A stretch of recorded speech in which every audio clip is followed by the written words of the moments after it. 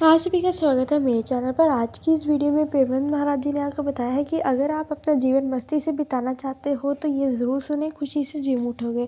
तो बिना देरी के हम वीडियो को शुरू करते हैं। इस वीडियो को प्लीज़ लाइक कर देना, चैनल पर नए हो तो चैनल को सब्सक्राइब कर देना। तो चलिए हम अपनी वीडियो की तरफ चलते हैं। उपासक उपास्य देव के बल के सिवा और कोई बल स्वीकार न करे हृदय में, नहीं तो मलिन माया अंतःकरण को विपरीत दिशा में ले जाएगी। जो मानव जीवन का परम लक्ष्य भगवत प्राप्ति है, इसके बिना किसी को विश्राम नहीं मिल सकता। किसी को लगता है कि अगर हमारे मनोवांछित धन मिल जाए तो मुझे विश्राम मिल जाए। सच्ची मानिए, आप जितना धन सोच रहे हैं किसी के पास बहुत है, पर वो और सोच रहा है।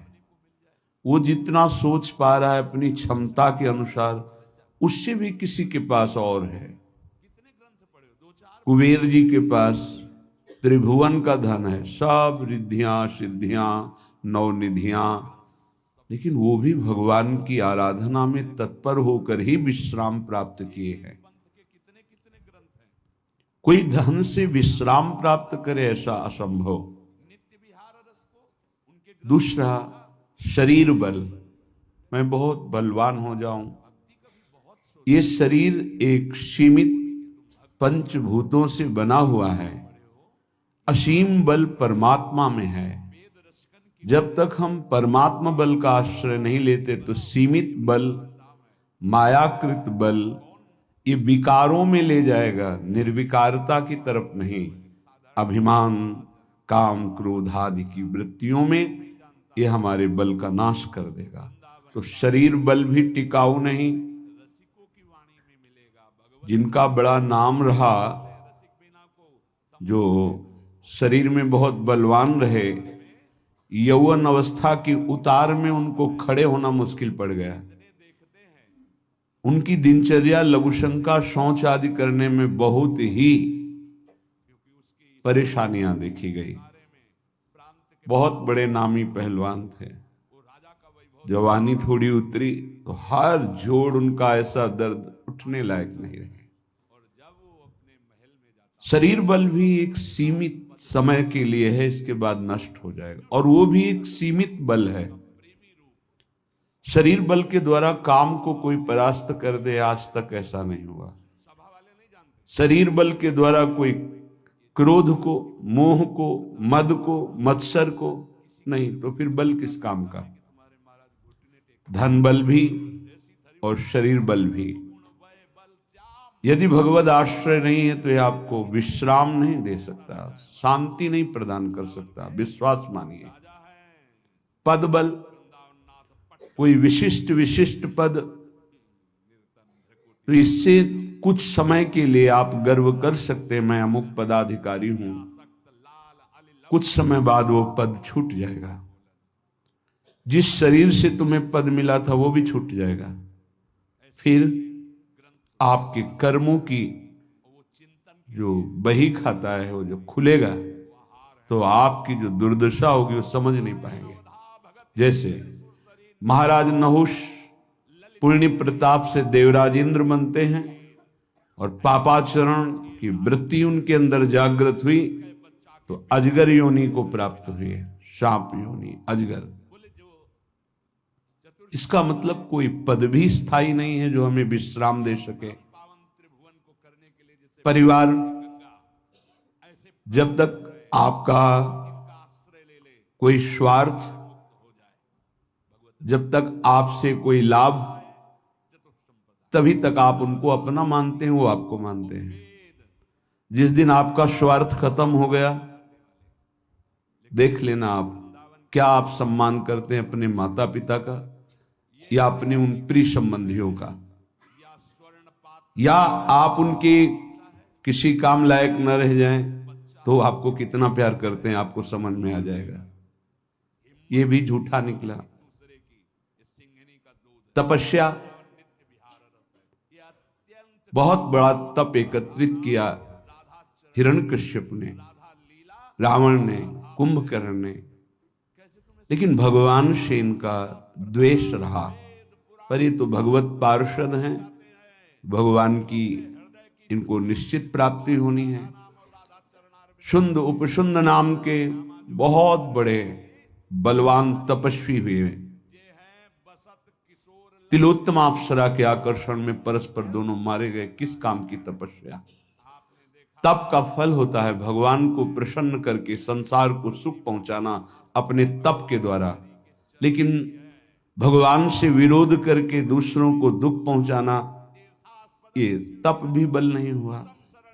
और आज तपस्या कौन कर सकता है? कोई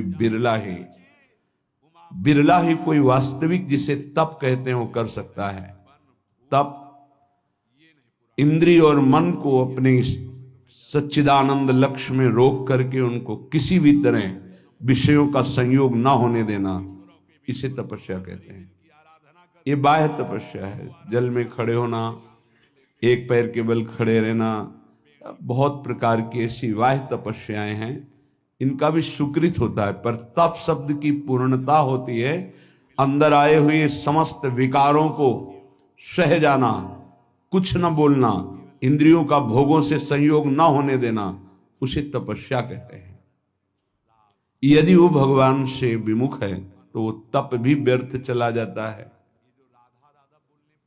यज्ञ भोक्ता भगवान श्री हरि के लिए है, अगर उनसे विमुख हो गया तो किस काम की यज्ञ? बहुत से ऐसे उदाहरण हैं, जैसे मथुरा के ब्राह्मण ही, जैसे दक्ष प्रजापति, ये सब महान की बात उदाहरण में दे रहे हैं। सब जगह विचार करके देखे तो एक बल ही केवल बचता है, सुनेरी मैंने निर्बल के बल राम, प्रभु। जिसको प्रभु का बल है वही विश्राम को प्राप्त हो सकता है।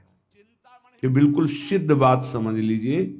ये हमारे मन की दौड़ है कि यदि हमें धन मिल जाए, पद मिल जाए, अमुक अमुक अमुक, तो मैं सुखी हो जाऊं। लेकिन जितना आप सोच रहे हैं उतना किसी के पास है, वो सुखी क्यों नहीं हो गया? पद भी है, सम्मान भी है, रुपया भी है, परिवार भी है, सब है, लेकिन यहां देखा है पूरे जीवन में जब मिले हैं कानपुर महानगर, वहां एक से एक फैक्ट्रियां, एक से एक धनी मानी, कहीं किसी के हृदय में संतोष नहीं देखा, विश्राम नहीं देखा, शांति नहीं देखी, निष्कामता नहीं देखी, तो है क्या? कूड़ा करकट ही तो जमा है। इसलिए सबसे प्रार्थना है, ये जो मन की बार बार मांगे हैं, जब तक भगवान का आश्रय भजन नहीं होगा, ये नहीं रुकने वाली, नहीं रुकने वाली। कल एक प्रश्न कर रहे थे, ओवर थिंकिंग कैसे हमारी रुके? रुपया से रुक जाएगी? एक की चाह करोगे, लाखों की चाह बढ़ेगी, लाखों की चाह करोगे, करोड़ों की चाह, करोड़ों की पूर्ति, तो अरबों की चाह, ऐसे प्रत्येक भोग की चाह करके देख लो, अंदर से देख लो किसको विश्राम प्राप्त है। ये मन एक भूत जैसा है। किसी ने एक भूत को सिद्ध किया, भूत ने कहा हम तुम्हारा काम प्रत्येक करेंगे, पर हर समय मुझे काम में लगाना होगा, अमुक काम करो। बहुत तीव्रता से, शीघ्रता से वो कार्य कर देता है। और बताओ, वो तो परेशान हो गए। अगर काम नहीं बताओगे तो उठा के पटक देंगे तुम्हें। वो गुरुजी के पास गए और कहा, प्रभु हमने तो सुख के लिए भूत को सिद्ध किया था, ये तो दुख का कारण बन गया।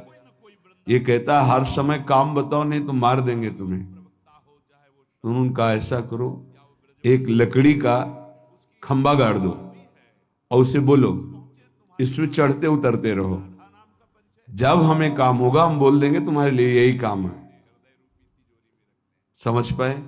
ये भूत मैं आशा करती हूँ कि आपको मेरी वीडियो अच्छी लगी होगी। तो इस वीडियो को प्लीज़ लाइक कर देना, चैनल पे नए हो तो चैनल को सब्सक्राइब कर देना। सब्सक्राइब के पास वाले बेल आइकन को प्लीज़ क्लिक कर देना ताकि चैनल की जो भी न्यू वीडियो है उसकी नोटिफिकेशन सबसे पहले आप तक पहुँच पाए। और कमेंट बॉक्स में ज़रूर बताना कि आपको मेरी ये वाली वीडियो कैसी लगी। Thank you everyone, thanks for watching, bye bye.